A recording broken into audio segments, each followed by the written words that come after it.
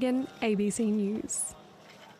Uganda has closed its border with neighboring Democratic Republic of Congo in an effort to contain the Ebola outbreak. The World Health Organization says there are now 220 suspected deaths in the DRC and is calling for a ceasefire between armed groups in the eastern part of the country. Amadou Bocoum is with the humanitarian aid organization CARE and joins me now. Amadou, good to have you with us. Now, we know that the death toll is rising and so are the case numbers. Tell me, what's the situation like as far as you know on the ground in the DRC? I understand that you are near the border in Rwanda. Yes, the situation is really worsening. As WHO said, the number of cases is really increasing. But the major issue is the community engagement. Because this new strain, there is no vaccine, and the key is really prevention.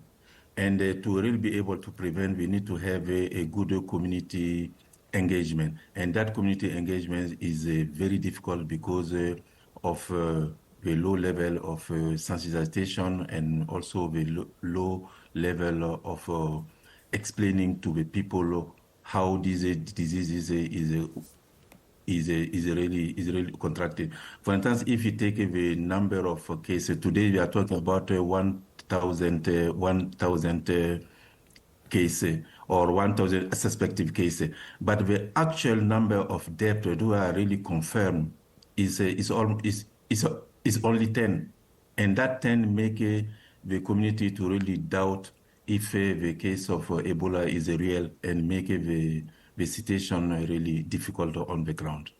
And of course, DRC is in the middle of a war between government forces and Rwandan-backed rebels. That's driven millions from their homes, and many end up in displacement camps.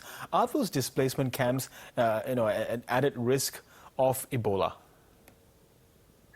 No, I think, for instance, this new episode of Ebola is happening in Ituri and in the province of Ituri. So that's not where there is a conflict between the Congo and the Rwanda. So that's where we have all those armed group IDF in the Ugandan border. So of course it's clear when there is insecurity, people will move from one area to another, and that movement always help and conduce to the increase of infection. Of course, the government is really trying to reduce the movement of people internally, but it's never easy to get that to reduce the movement of people. So, of course, the armed group are really fueling that. Yes, and are you seeing certain levels of distrust among communities, especially in terms of spreading the message of that Ebola is a real threat to safety, health, safety, and life, and also taking action against to protect yourself? I think I will mainly say misunderstanding, because that's why I was talking about the numbers. For instance, if only 10% only died from Ebola, confirmed, then people tend to not believe that Ebola is true. So there's those type of misinformation, and we need really to convince the community that Ebola is real. And for that, we need to be able to have resources to do the testing. For instance, the testing kits are really missing. And because there is no testing kits, we cannot confirm if the people who are died for Ebola. So that creates this misunderstanding between the community and the health worker and the humanitarian aid. So also that explains why some health center has been attacked, because people want to get their dead body buried in line with their culture, in line with their belief, but that's against the normal way of addressing the body to avoid contamination. Yes, and can you tell us, have organizations like yours, CARE, been impacted by aid cuts, particularly from the U.S. withdrawing funding from the WHO? Yeah, so we are all impacted. If I take my organization myself, we lost in DRC $8.6 million. So it's about 24% of my budget.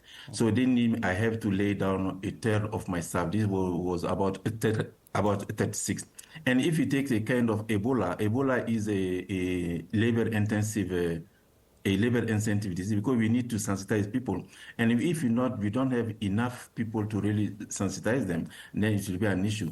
So I won't say it's only US, is also other donors who also has changed the strategy, but in any case, it will mean reducing the funding. So the key issue now in DRC is the funding level that is very low to address this new episode of Ebola. Yes, and of course, it's been reported there's a shortage of medical supplies that are required. What are the shortages? What are the medical supplies that are required right now? I mean, there is no vaccine, we know that, but what are the medical supplies that are required to help contain the spread at the very least?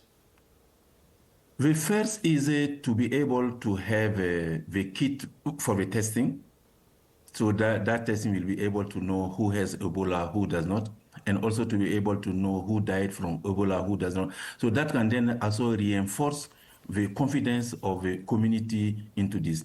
Now, in addition, also there are all those other equipment, the personal protective equipment that also is missing, and also this issue of mask or gel, all those are missing. So the basic things are really missing. We hear a lot of promises, but the reality on the ground is the funding is very low.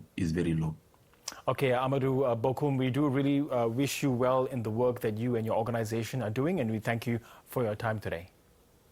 Thank you for your time also. I appreciate it. Thank you very much.